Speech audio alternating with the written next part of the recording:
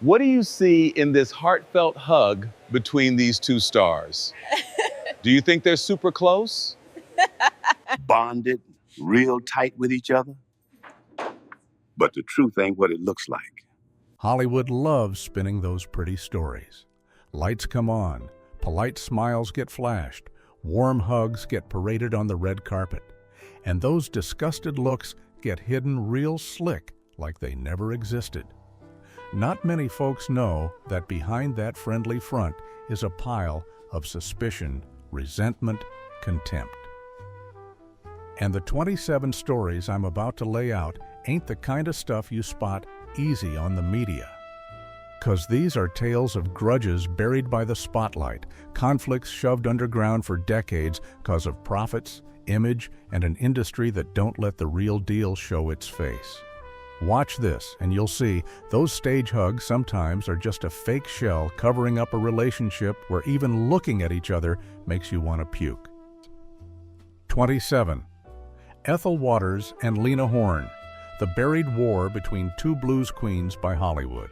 Ethel Waters and Lena Horne were once seen as two Hollywood icons, each representing a brilliant era, an unbeatable peak in music and film, with influence that shook the whole entertainment system. In 1942, when the Cabin in the Sky project kicked off, Ethel Waters walked onto the set as a monument. She'd ruled the stage and was a face audiences knew for years, but time had left its marks clear. Health declining, body changing, constant fatigue meant Waters wasn't the invincible force she used to be. Meanwhile, Lena Horne showed up like a fresh breeze, young, smooth skin, slim figure, bright eyes. She grabbed every stare from day one on set. You see, with looks like that, it ain't surprising Lena Horne got favoritism from director Vincente Minnelli. But she didn't expect that to spark conflicts that couldn't be fixed. The camera lingered longer on Horne's face. Lights softened whenever she appeared.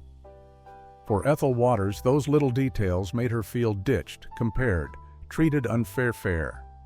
Waters started scrutinizing and slowly believed what Lena was doing was straight up copying the blues style tied to Waters' name for decades.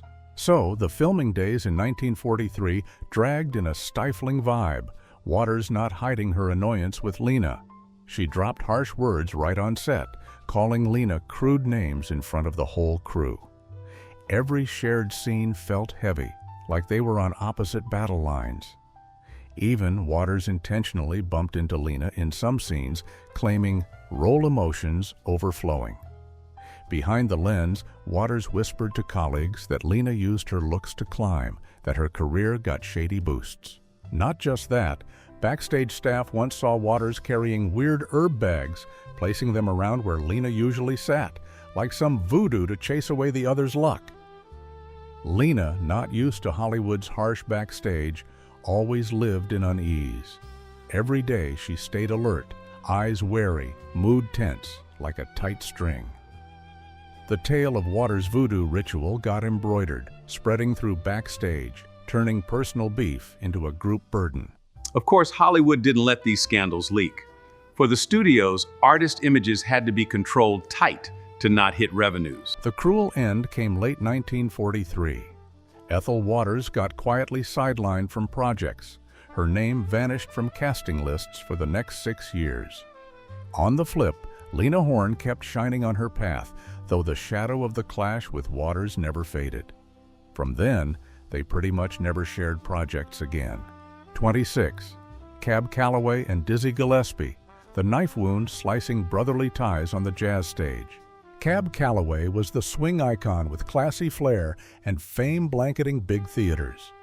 Dizzy Gillespie was the fiery young talent with a modern jazz innovating mind, always bringing energy that left the band mesmerized.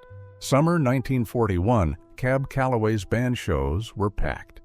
Dizzy Gillespie back then was a young member, loved pranks, poking fun at colleagues with his cocky act. Cab Calloway, opposite, held the king of the stage image. All eyes had to revolve around him. Every stage move followed his lead rhythm. August 17th, during backstage at a Hartford show, the lively vibe turned tense. As Cab Calloway stood in the wings watching another's act, A wet spitball suddenly flew straight at his face. Chuckles echoed from somewhere behind stage. Cab whipped around, face red with rage, eyes scanning the musicians quick. All his suspicion dumped on Dizzy Gillespie, known for mischief and pushing limits. Anger exploded, making Cab assume Dizzy was the culprit. He charged, slapping Dizzy right in front of everyone. The smack echoed loud, freezing backstage. Trust me, if you were there, you'd hold your breath like everyone here. Dizzy froze for a second, clueless what just happened. He joked around, but not this time. Quick after, he glared at Cab full of resentment like he'd been wronged. Cab glared back to Warne, but that just pissed Dizzy off more. In a hot-headed moment, he pulled out the switchblade he always carried. The blade flashed under dim backstage lights, then stabbed straight into Cab's thigh. The stage outside kept echoing music, drowning Cab Calloway's screams behind the curtain. Folks panicked, rushing to pull them apart. Dizzy got restrained, but kept glaring at Cab. And that stab fully cut their tie. Dizzy got fired from the band that night. Chances to stand on big stages to learn and make a name, all gone in one night. Cab, with his power, started spreading in the biz that Dizzy was selfish, hot-tempered, just a team wrecker.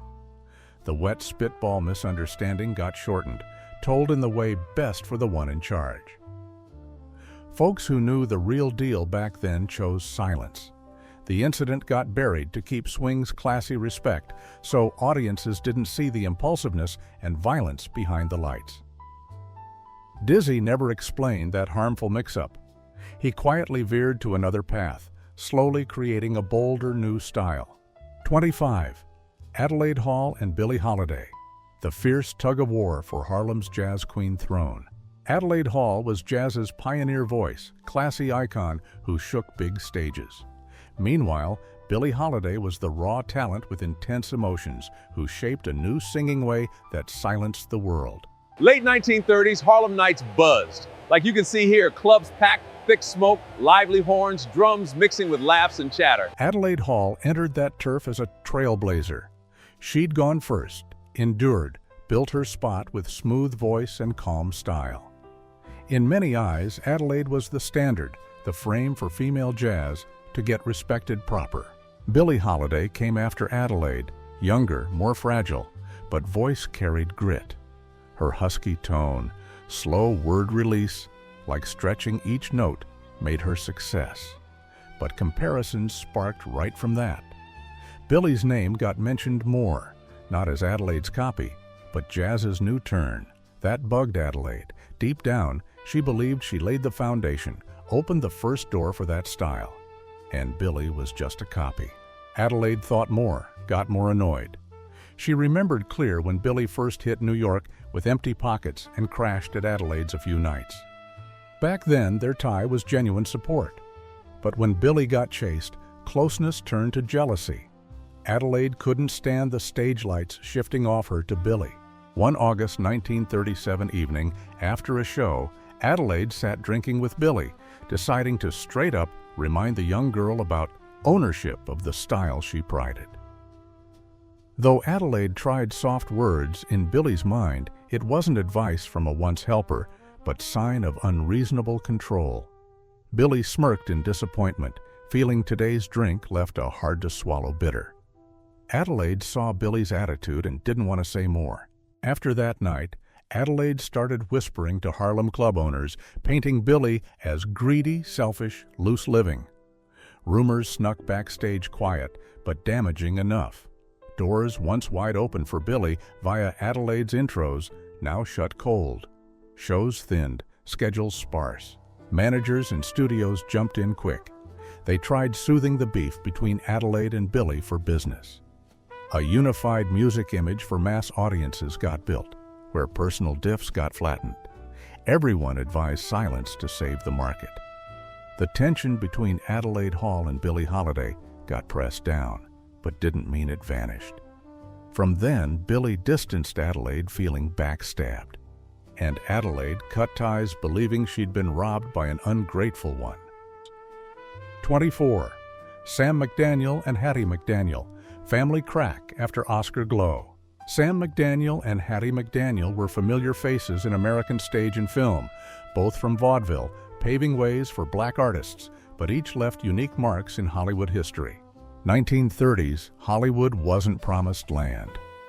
Sam and Hattie entered with same baggage: talent and escape, harsh limits, dream. They leaned on each other, roamed small stages together, pushed through tight days when chances were gold rare. To outsiders, the siblings were super tight. Their journey was perfect fodder for pretty family tales and entertainment that press loved painting. But things shifted when Hattie McDaniel landed Mammy in Gone with the Wind. 1939, film dropped, bringing fame wave unheard. Hattie splashed papers, name-dropped nonstop, then stepped to Oscar podium with historic win. But that bright light on the sister left a long shadow over Sam's name. For Hattie, that success was rare chance to prove black folks could stand firm in this strict system. But for Sam, it brought down feeling of lagging. Sam always chased dramatic roles, wanting depth acting recognition, not stereotypes. That path, already tough, now unavoidable, compares to Hattie. So, whenever he appeared, Hattie's name came first. All McDaniel family praise circled sister's Oscar. And while Hattie moved to new villa, drove fancy car, Sam still scraped by with sparse side roles, unsteady pay. That life gap eroded self-respect, quietly growing jealousy in him. By early 1940s, Sam's disgust deepened. At a family gathering Christmas Eve 1942, long-suppressed feelings flooded like tsunami. Sam dropped harsh words, slamming Hattie's choice as compromising stereotypes, trading dignity for money and fame. To Sam, it betrayed art ideals they once shared. Hit hard by brother in front of all kin, Hattie couldn't hold tears. She believed taking Mammy broke invisible walls, opened paths for next gens. But those explains didn't soothe Sam, just made him feel she was excusing. After that, he pretty much cut private contact. They only met when forced for shared projects, 'cause family fame. In front of friends, Sam always talked sister with bitter tone, mocking her greedy and selfish, only thinking herself. Meanwhile, Hollywood found ways to cover their beef. Media campaigns kept pushing model McDaniel family, united and successful. Family cracks got hidden behind fake paper smiles. Public only saw talented family glow, but not the cold gap between siblings. 23 Joe Tex and Little Willie John, war for soul, throne and lover. Joe Tex was standout soul face with fiery stage style, confident performance, and flashy image. Little Willie John was powerful voice, seen as laying soul's foundation. Late 1950s, soul shows burned hot nightly. Joe Tex and Little Willie John stood center of those. Two names repeated post-show, tied to unofficial but craved title, Soul Brother Number 1. They didn't clash open, but everyone knew invisible rivalry. Joe Tex hit stage tall, fitted suit, every move polished perfect. He knew pulling audience his way, making crowd laugh, clap, quiet right time. Backstage around Joe, always lively. Friends surrounding, young girls smiling bright, admiring eyes sparkling. Opposite, Little Willie John shorter, but voice up, space hushed. He owned thick voice, pushing emotions high, silencing listeners. But off stage, Willie John's life, messy, erratic, impulsive, or gloomy. Their contrast fed jealousy, each media subtle compare, each praise for one like needle to other. Labels, especially King Records, knew risk. They quick squashed any budding open beef, controlled stars' statements, blocked interviews, sparking conflict. Market needed peaceful soul pick for white audiences, ignore hot egos clashing in dark. One late February 1958 night, after joint fiery show, backstage crowded, Joe Tex caught Little Willie John arm around his girlfriend. Joe's eyes darkened instant. No asking if misunderstanding, Joe rushed, grabbing Willie John's collar in surging rage. Willie John instinct reacted, shoving Joe hard. Both lost emotion control, charging each other panicking crowd to stop. After that night, their fragile friendship shattered.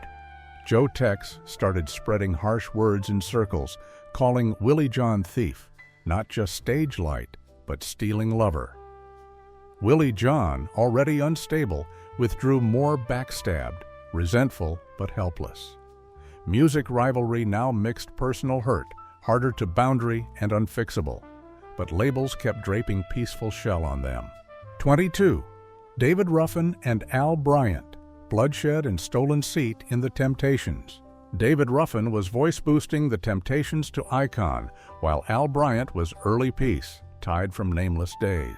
1963, The Temptations got Motown pampered like baby, but inside rehearsal room, member ties weren't smooth. Al Bryant always hot-headed, especially romance and ego touches. Paul Williams knew, but still dropped mocking words, sparking Al's fire. In impulsive moment, beer bottle in Al's hand swung, smashing Paul's head. That rash act ended Al in blink. Motown handled quick and cold, no fuss. Violence reasons sidelined, instead weak health story media repeated. Temptations' classy image preserved at all costs. Al Bryant quietly vanished from lineup. Right after, David Ruffin called in. Swap happened neat like planned long. For Al, not just job loss, Al and David were close buds from gospel days, shared bread, confided love and money. So when David stepped in, Al believed David cut secret deal with Berry Gordy, waiting this chance to rise. Even, Al thought Paul's provoking words sparking clash part of David and Motown plan. So night after David's debut show, Al went his house, banging door. That eve, Al drunk wasted, no control. Door opened, two-faced opposite moods. David didn't expect Al jumping, punching wild. Lucky Al, not sober so easy, pushed and restrained by David. To keep incident from staining fresh fame, David chose kicking Al outhouse instead, police. After that night, friendship gone. Al started spreading harsh words, old circles.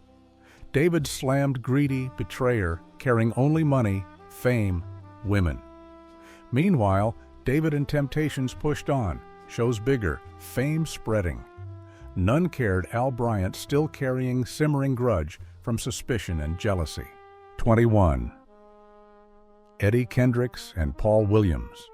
Brotherhood wrecked by money. Eddie Kendricks and Paul Williams, both Temptations souls, voices making Motown golden era, American soul icons with hit streaks topping charts and big stages. Late 1960s, Eddie and Paul, still tight buds, sharing drink post-show, hours talking women, money, life-changing dreams.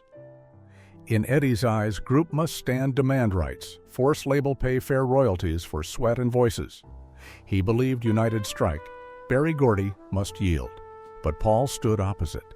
By then, his health weakened, long illness, plus booze clinging dawn to dusk.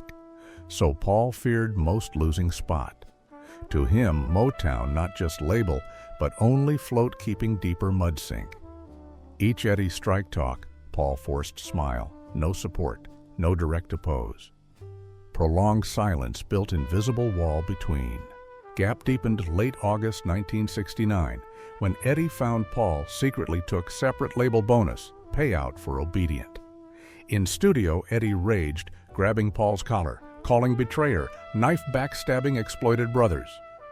Paul broke tears, ashamed and scared, knowing no retreat. From that moment, friendship fully cracked.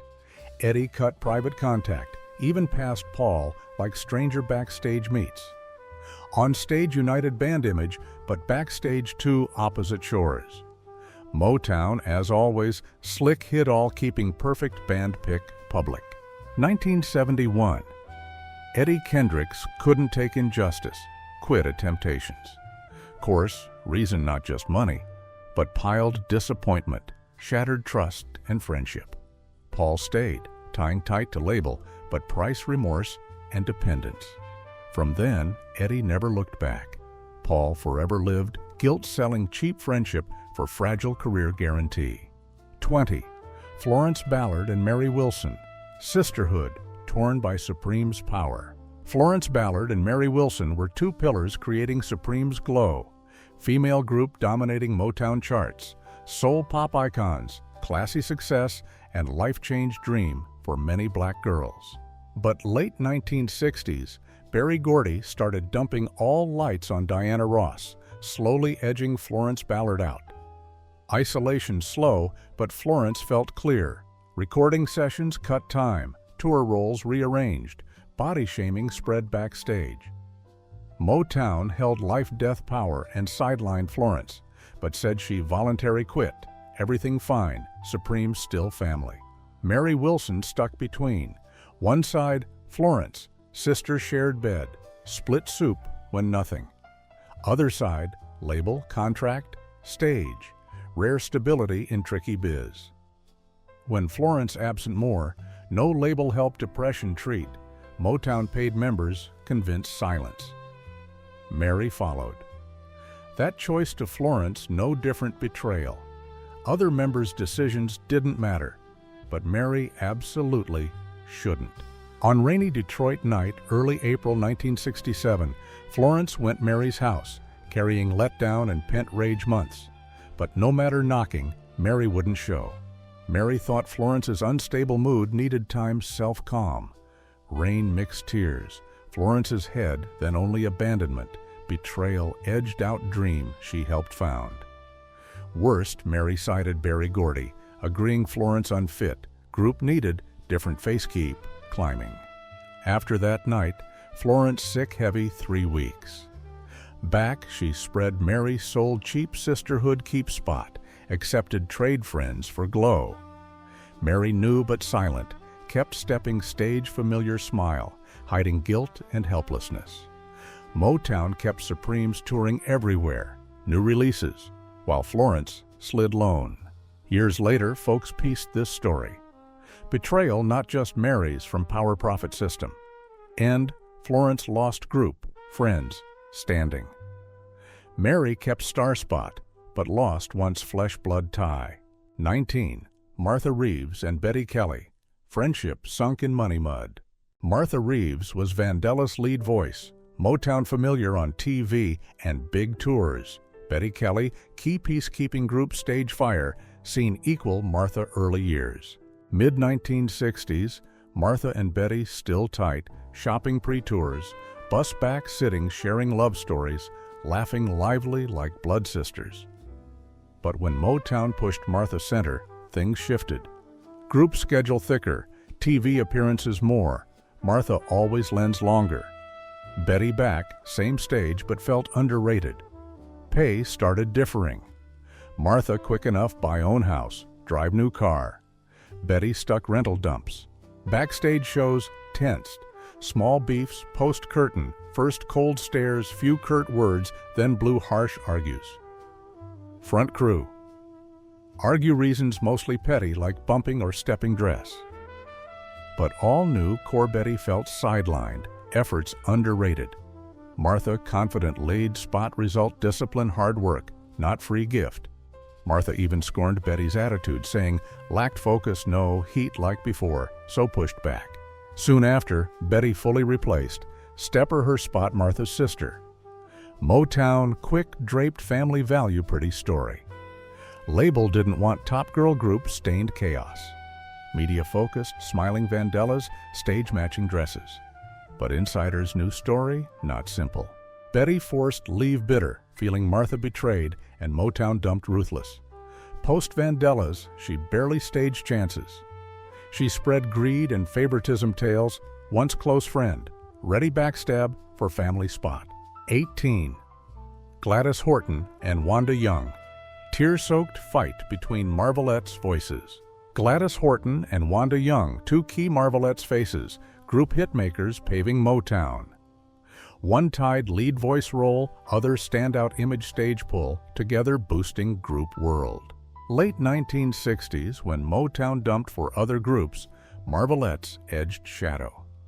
Gladys Horton and Wanda Young, once close school buds, started eyeing different. Then Gladys held main sing most tracks. She lived pressures, bracing keep group image, protect spot turning back label. Wanda, bright looks confident flair, got managers noticing more. That started gap. In late-night recordings, Gladys mic front, voice hoarse, non-stop sing. Behind, Wanda harmony, but emphasis stand out like intentional pop from background. That made Gladys feel Wanda's stealing spot. Late August 1970, passing bathroom, Gladys overheard Wanda boasting confident next Motown pick. From that moment, once tight tie done. Gladys avoided Wanda's face. No more close chats post-session. Gladys mocked behind Wanda relied looks advance. Wanda silently endured gossip, resentful, clueless why Gladys suddenly hated. Marvelettes lasted short after then disbanded. Reason not just to beef, but initial spirit lost with unresolved envy, misunderstandings. 17. Teddy Pendergrass and Harold Melvin. Power split behind lights. Teddy Pendergrass, stage, soul, warm, captivating voice. Harold Melvin built Blue Notes, kept group steady, soul storm. Mid-1970s Philadelphia, backstage. Harold Melvin and the Blue Notes tense like tight string. Lights just off, applause echoing hall, but dressing room heavy silence started. Teddy Pendergrass entered, sweat still dripping forehead. He spotlight, wherever admiring eyes. But his pull became invisible knife-cutting Harold Melvin's pride. Harold named group, held contract decisions, pay, even disc names. But fans only called one name, buying tickets, autographs, backstage whispers, Teddy. That made Harold feel nothing. Annoyance quietly piled like dark clouds dripping their tie. First, Harold gave curt discipline reminders to Teddy. Then hesitated money talks, flat refused Teddy's pay raise, ask, though all new voice-pulling crew up. Teddy felt unfair but couldn't fight. Tours kept chaining, each night fiery show, but behind curtain cold stares between. Christmas Eve 1975, Harold caught Teddy cozy chatwoman, his most loyal fan. That moment, overflow drop. Harold felt everything hard-built stolen, music to private life. From then, power used revenge tool. Teddy's stage solo cut short by Harold, climax parts shifted others. Name appeared, but never top. Teddy got Harold's message. He colder, less talk rehearsals, but outside studio, story told his way. Teddy told friends Harold pathetic clinging shaky seat, envy driving every decision. Show organizers forced mediators, arranged schedules, soothed egos, keep shows intact. So media only saw classy band, dressed sharp, smiling lens. No one knew each smile. Hid beef. And split unavoidable. Teddy left, taking Blue Note's soul voice. Harold stayed with group name, but never peaked again with Teddy beside. 16. Jesse Belvin and Arthur Pryock, clashing ideals on racial divide line. Jesse Belvin, young bold voice, representing soul wave, breaking race barriers. Arthur Pryock, veteran singer, poised, famous standard image labels, protected tight. 1960, Little Rock, Arkansas, no place boldness. Fear spread, segregate signs, streets everywhere, cruel eyes tracking black artists all spots. But Jesse Belvin brave stood that stage. Young, ambitious, Jesse believed a voice to white Southern crowd, enough shatter invisible wall around generation.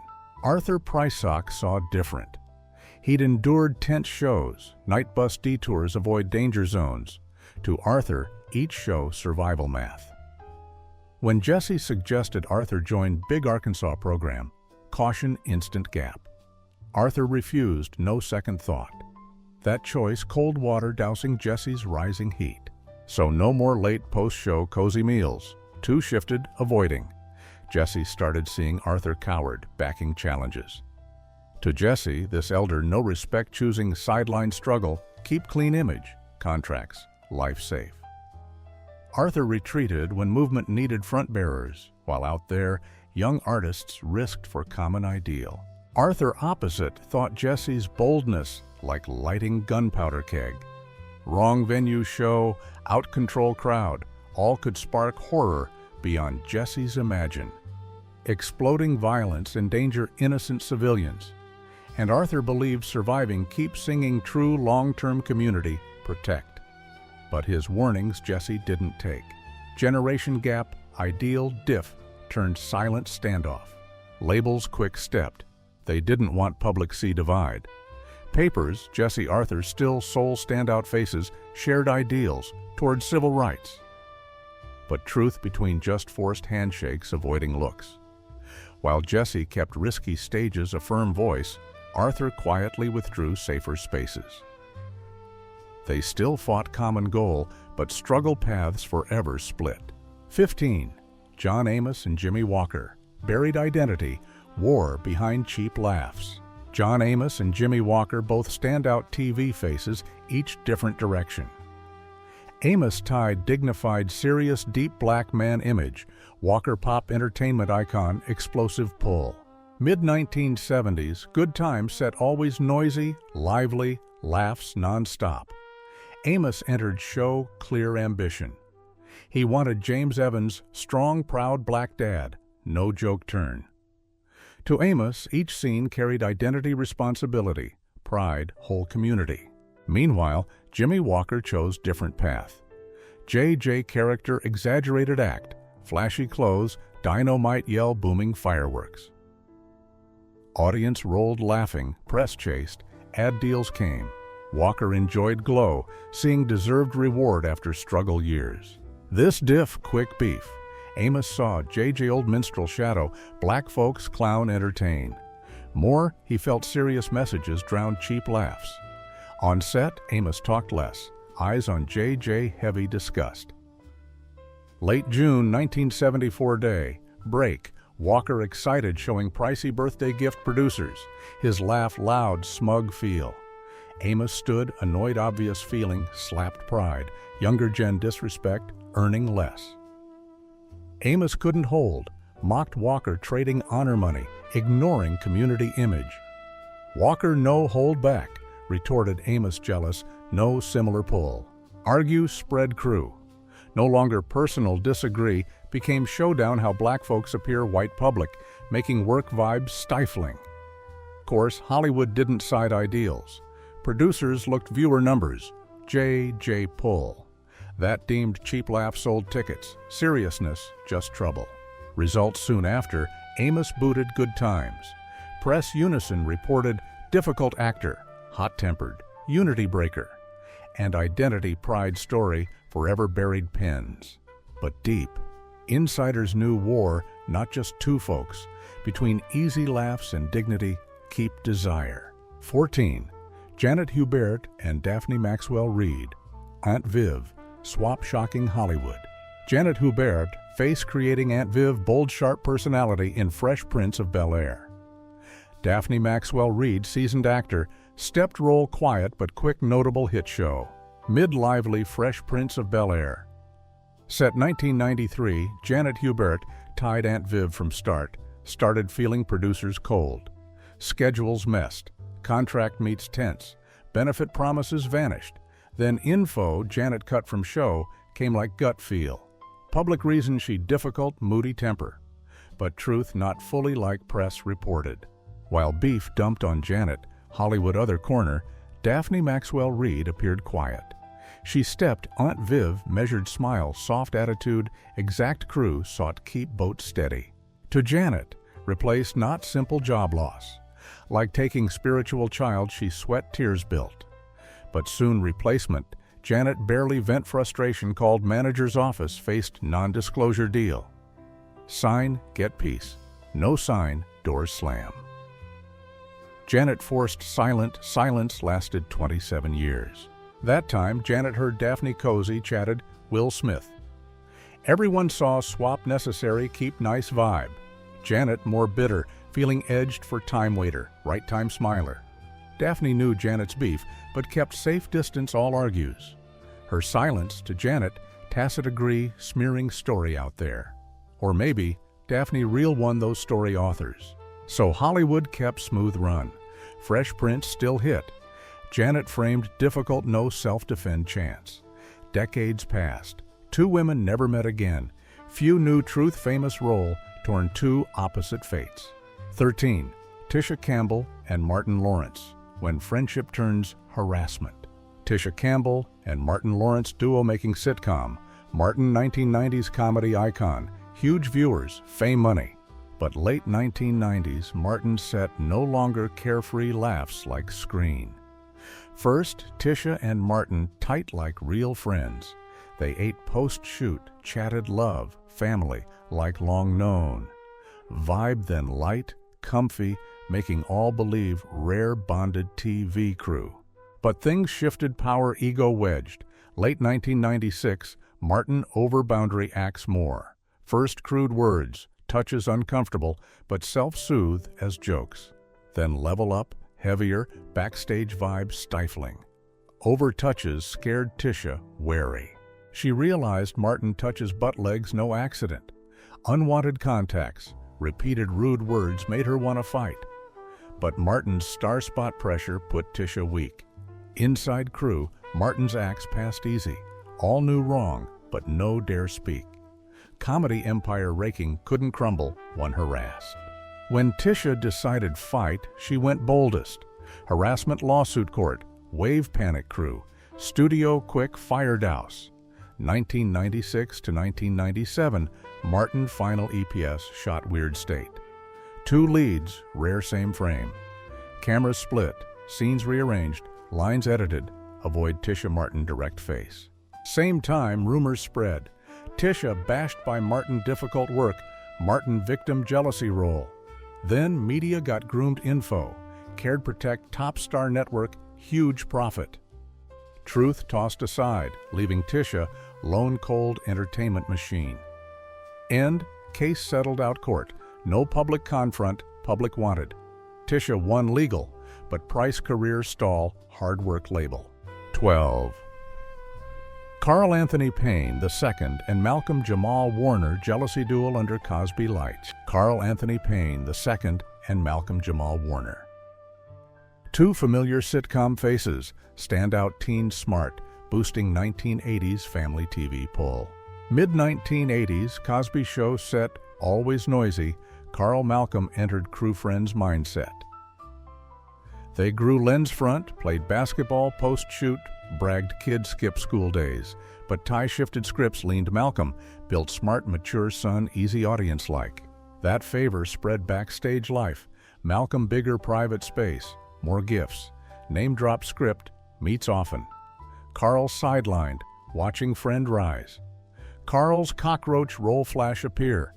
Left out feel made Carl withdraw, then bitter, jealous. May 1986 lunch break, Malcolm showed pricey birthday producers gift vibe dropped instant. Jealousy flared Carl's heart. He poured Mock's annoyed eyes. From then, 2 talked less. Unlike folks think kid grudges short, Malcolm Carl pretty much no-face each other. Set chord no sync. Producers forced script tweaks balance, hide discord signs. Screen, 2 kids still laughed lively, played roles. But off camera, even no same frame want. 11. Joe Marie Payton and Jaleel White, when Urkel swallowed mother-son bond.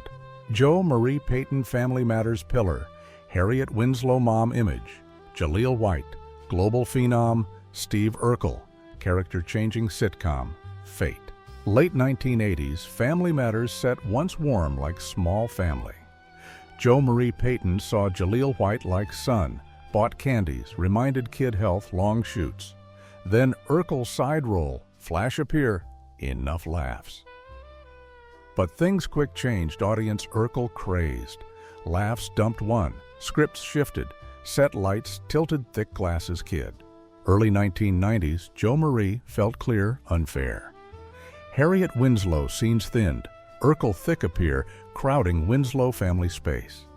Jaleel separate contract, pay jumped, protected like studio treasure. Joe Marie, frustrated standing watch built character sidelined. Early July 1992, one scene, Jaleel. Small mishap spilled water. Joe Marie's dress. Joe Marie, rage exploded fierce. Feeling Jaleel disrespect, she glared, stormed off. After that, set vibe much colder. Joe Marie said Jaleel selfish, no elder respect. Scorned seniors bit rising fame. Studio Quick Patch. Bonus to Joe Marie with Promises Harriet Focus episodes. All handled Joe Marie, no more fuss. Family Matters kept airing, Urkel Center, but behind lens, mother-son affection shattered. 10. Isabel Sanford and Sherman Hemsley, bloody secret behind Fancy Jefferson's apartment. Isabel Sanford and Sherman Hemsley, two Jefferson's icons representing successful black family holding TV power years. Late 1970s, when Jefferson's peaked, lens front Isabel Sherman tight like real couple. Off, they ate together, sat hours post-shoot family talk like old friends. But slowly, feelings cooled bit by bit. Sherman more withdrawn, more money. He arrived set last minute, done left quick no, after schedule. Rare lingered crew. Isabel noticed fan gift envelopes, event hefty tips. Sherman kept solo. Meanwhile, she old apartment, drove years used car. Envy clung Isabel daily. Early 1980s, distance clearer. August 29, 1982, shoot ended late, crew tired. That Isabel's birthday, so all hoped group meal unwind. But Sherman flat refused, quietly left dimming set lights. Isabel stood stunned, let down unhide. From then, she claimed Sherman changed, richer, distant, no-see collective family. Later, they only talked cameras rolling. Everyday stories vanished. Isabel started sharing friends, Sherman hard approach. Penny pinching, money no share success, once closest Isabel. Sherman knew whispers, but silent kept distance. Focused, own, no bother explain, once tightest Isabel. Media only saw rich happy Jefferson couple, fancy apartment. But backstage, tie cracked long. 9. Jasmine Guy and Sinbad. Buried grudge behind a different world. Backstage. Jasmine Guy. A different world center face. Sinbad explosive comic, critique voice, together adding cultural weight American TV. Late 1980s. Early 1990s. A different world set. Jasmine Guy, Sinbad tight. They sat post-shoot, script talk, how Black College Show told, keep soul white production control hands. Jasmine saw unfair Sinbad scenes, constant cut, role shrunk, voice faded. She, with some actors, filed protest, but quick covered, labeled internal discuss. After Jasmine's sudden center push, Sinbad kept sidelined. Jasmine support Sinbad viewed twisted. Sinbad believed Jasmine used his issue stepping stone producers' attention secretly betrayed, chose keep lead, instead fight on. From then, once shared direction, folks stepped opposite till Sinbad official booted show. Screen. A different world warm. But only backstage folks understood cold air between. 8. D.D. Davis and Jeremy Suarez. Hidden enmity behind kid star glow. D.D. Davis and Jeremy Suarez, two kid standout Bernie Mac show. One remembered innocence, other natural charming act pull. Mid-2000s Bernie Mac show set, D.D. Davis. Jeremy Suarez, Ty, slid off initial innocent track. First meet, both shared candies, sat floor toy play like other kids. But time, unease piled Jeremy loved teasing others. Time's casual took co-stars stuff home. Plus, Dee sensitive, so minded, overshadowed. Crew attention leaned Jeremy taller, quicker react, scenes smooth. Opposite, Dee got cute level remarks, not stand out enough. From then, kid eyes changed, smiles less. Late September 2005, she burst tears seeing fave doll Jeremy accidentally broke kid teasing her. From that point, two kids avoided set.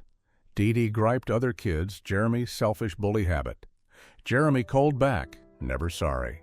So two forced smile lens, real life no face, each other want. 7. Dawn Robinson and Terry Ellis. Solo war tearing on Vogue. Dawn Robinson and Terry Ellis, two lead in Vogue voices, boosted female R&B peak. Late 1990s, when En Vogue cracking Los Angeles, Dawn Robinson, Terry Ellis tie cooled. Two once tight like blood sisters, spa together, shop, shared private stories. But feelings shifted. Label picked Terry first, solo face, special benefit deals, signed Quiet Dawn, no get. Disappointment piled. Dawn edged out self-spiritual child. Early 2000s, when En Vogue official broke, Dawn thrown out label protect circle. Legal barriers thick blocked all return paths. But Hollywood told Dawn self left new direction, real behind harsher. No contract, no steady income. Dawn slid, debts piled, Faye's couch surfed acquaintances. Meanwhile, Terry no hand help once. She kept public solo success image. Once sister story, closed bitter. 6. Maxine Jones and Cindy Haron. Heritage War, around En Vogue name. Maxine Jones and Cindy Haron, two pillars, making En Vogue R and B icon, once tied flesh. From 2012, after En Vogue back nostalgia shows, Oakland many big cities air between Maxine Jones. Cindy Haron shifted. Cindy, holding group LLC manage, controlled all schedules, cash flow. Meanwhile, Maxine pushed off big stages, name faded, though En Vogue brand kept profiting. Beef escalated. Maxine found name use rights, sold many shows, no fair share. Deceived, sidelined heritage, she helped build Feel Made. Maxine rage unbearable. Group quick broke cause, but mainstream media almost covered all, wanted pretty pick nostalgia tours. Only till 2013, truth leaked. Beef shifted full legal front. Files, lawsuits, tense meets, exposed power manipulate greed. Once tightest sister. No one expected once tied heritage became knife-cutting, last links, two women, once family. 5. Jill Marie Jones and Golden Brooks. Salary alliance, collapse, silent. Two girlfriends pillars, Jill Marie Jones, Golden Brooks, together created hit sitcom pull. Around 2006, when Girlfriends peaked Los Angeles, Jill Marie Jones stood group rep, negotiate pay raise. Post-shoot eves, she Golden Brooks always sat, calculated numbers, believed Unity Force producers yield, but closed meeting doors, things veered plan, offer brushed, pressure each. Golden few members chose back, silence, keep spots. But that silence made Jill front bearer free fall. Producers' eyes she over demand, hard cooperate. 2007, booted show, Real Reason covered pursue film career story. Real Jill left alone power game. Forever side promise, just words. From 2007, Jill name fully pushed TV space, all cause once trusted unbreakable salary alliance. 4. T-Boz and Left Eye, power tearing TLC empire. T-Boz and Left Eye 2 TLC pillars, female music group dominating charts, tied flesh. Late 1990s Atlanta, TLC fame peak. T-Boz, Left Eye once co-lived, shared meals, sleeps. But group bankrupt, money issues started split. Left Eye felt sidelined, voice ignored. She believed T-Boz chilly, full control, locked her independence path. Left Eye tried fight, solo album idea escape, a firm personality, self-save debt swirl. But T-Boz saw direct TLC exist, threat firmly opposed. Papers, contracts, heavy money numbers crushed before pretty memories between. LaFace label shielded, Hid argues, debt's tensions keep three girls' energetic image. But outside stage lights, T-Boz Left Eye tie cracked unfixable. When Left Eye gone early 2000s, they never made up. 3. Candy Burruss and LaTocha Scott, copyright accuse, breaking ex-escape sisterhood. 2 ex-scape pillars, Candy Burruss, LaTocha Scott, together big 1990s R and B mark. From 1990s Atlanta, Candy LaTocha lived sisters, co-wrote music, practiced horse. But things shifted. Candy, more lead sing, name thick covers, royalties steady flow. LaTocha started Think Family sideline cash. Contract numbers fire starter. Condi Tight held solo projects control, believing right play. But Latocha saw blatant betrayal, like pushed-out self-music home. Years, Beef hid behind Len's smiles. Only reality TV exposed scattered pieces. Royalty steal accuses, clear. Letters back forth long made sisterhood fully break. 2. Tamika Scott and Rocky Bivens. Grudge exposing R and B dark corner. Tamika Scott, Escape lead voice. Rocky Bivens backstage stander, once tied American R and B success spin. Late 1990s, early 2000s, Atlanta Escape shown. Tamika trusted Rocky family. Brother-in-law manager regular, picked dropped shows, handled papers, helped small house buy, promised keep stable. But behind simmered odd signs. Royalties to Tamika slow, books murky, while Rocky spent lavish self-family. Times, Tamika even borrowed live. Time, reliance, vanished. Tamika realized Rocky finance control crossed manage line. She didn't expect beg, ask, own money, explain, but back still heavy argues. When Tamika wanted independent start new tie, Beef exploded. Greed accuse, keeping her money led Rocky rage. He no hesitate knife threatened scared Tamika. No other way, Tamika forced temp protect order against once relied. Family cord snapped, tie ended, bitter. 1. Coco and Taj, pay split breaking, SWV sisterhood. Coco and Taj, two pillars making SWV name, female R, and B group dominating chart series hits, tied family image. Mid-1990s, when SWV peaked New York, Coco Taj tie started crack. First, side by side like shadow, co-slept hotel rooms, shared stage clothes, whispered private stories, post-spotlight. But then, label decided Coco higher pay, based lead voice status. Treat a diff made Taj hurt. Late 1990s, Taj found Coco quietly took separate ad deals, while she stuck place. Hidden, sideline feel made Taj more resentful. Early 2000s, Beef no hide. Two only talked forced stage together. Taj griped friends. Coco selfish greedy. Coco saw jealousy inferior. SWV group kept performing member tight image, but real inside sisterhood shattered long. You see those stage handshakes, lens smiles, sometimes just shell-built hide beef and hate. Stories I just told ain't judging right wrong. They just show Hollywood runs, silence traded money. Bonds break when benefits wedge. If you know other hidden grudges between black stars, drop comment below, share discuss. And if you want to keep exploring untold dark corners behind stage lights, don't forget, subscribe channel, turn bell on.